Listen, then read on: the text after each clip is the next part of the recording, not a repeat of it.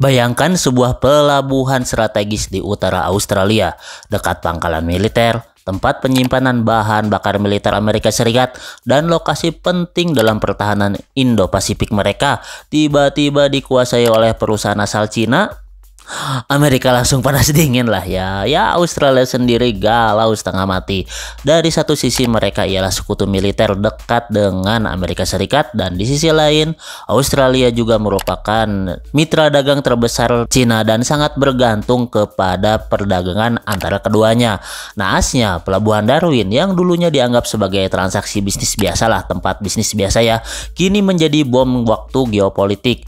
Apakah Australia bisa lepas dari tekanan kedua raksasa tersebut, atau justru akan makin terjebak di antara kepentingan Amerika Serikat dan ambisi besar Tiongkok?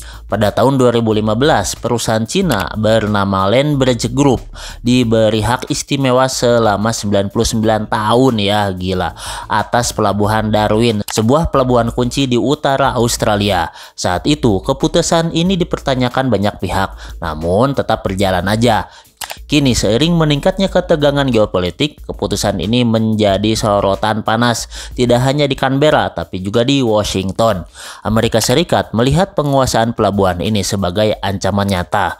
Pelabuhan Darwin berdekatan langsung dengan sejumlah fasilitas militer penting termasuk pangkalan militer Australia dan penempatan pasukan marinir Amerika Serikat. Ada kekhawatiran serius bahwa Cina bisa mengakses aktivasi militer sensitif atau bahkan menyabotase logistik militer jika terjadi konflik di Indo-Pasifik. Di sisi lain, Australia terjebak dalam dilema besar. Mereka harus menjaga baik dengan sekutu militernya yaitu Amerika Serikat yang secara terang-terangan menganggap Cina sebagai ancaman utama. Namun, secara ekonomi, Cina ialah mitra dagang terbesar mereka. Meninggalkan salah satu di antara mereka bisa berdampak buruk baik secara strategis maupun finansial. Ya, maju kena mundur kena lah ini Australia, kasihan ya. Apalagi ya, proyek Belt and Road Initiative atau proyeknya obor gitu kan, proyek Cina yang dicanangkan oleh Cina bukan hanya sekadar proyek infrastruktur global. Beberapa analis menyebutkan bahwa ya, proyek ini merupakan alat kekuatan ya, baik secara ekonomi maupun intelijen. Penguasaan atas pelabuhan dan infrastruktur strategis di berbagai belahan dunia bisa dimanfaatkan untuk kepentingan militer dan pengumpulan intelijen. Kasus pelabuhan Darwin menjadi bukti konkret di mana ya obor bisa berdampak langsung pada stabilitas geopolitik. Ya, pinter juga Cina bisa menguasai sendi-sendi perekonomian sebuah negara gitu kan. Nah, ketegangan ini tentu berdampak pada kawasan Indo-Pasifik secara keseluruhan termasuk Indonesia.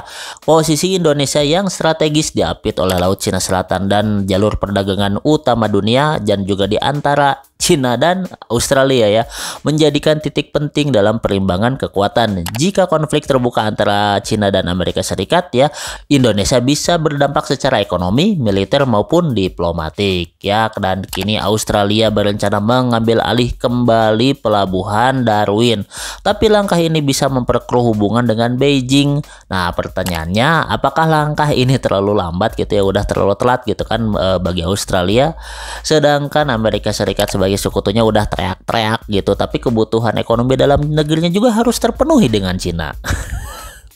Oke, silakan bercoret-coret dan berkomen-komen saja ya di padang gurun kanggurunya Australia.